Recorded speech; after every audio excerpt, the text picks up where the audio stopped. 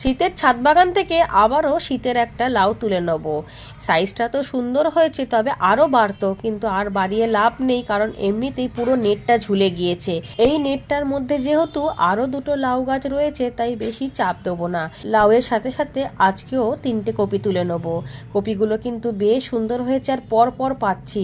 যেহেতু অনেক কপি গাছ, তার মধ্যে প্রথম ধাপেরগুলো তো তোলা হয়েই গিয়েছিল, আর দ্বিতীয় ধাপ থেকে এই কটা রয়েছে, আর তৃতীয় ধাপ থেকে এখনো যে কপিগুলো হচ্ছে সেগুলো আরও বাড়বে। এই দেখুন কত ঝুরঝুরে মাটি, তুললেই পুরো মাটি শুদ্ধ উঠে আসে। এই মাটিটার মধ্যে একটু গোবর সার মিশিয়ে নতুন করে শীতের চারা বসিয়ে দেবো। তবে শীতের সমস্ত সবজি খুব ভালোভাবে পেলেও সিমটা কিন্তু আমি একেবারেই পাচ্ছি না, অথচ গাছ ভরে সিম হচ্ছে। এবারে এমন জায়গাতে সিমটা হয়েছে, মানে অদল বদল হয়ে গিয়েছে। লাউ গাছের জায়গায় সিম নিয়েছে এবং সিম গাছের জায়গায় লাউ নিয়েছে। আমি হাতেই পাচ্ছি না, হাত বাড়িয়ে ক্যামেরা করা গেলেও তোলা কিন্তু যাচ্ছে না।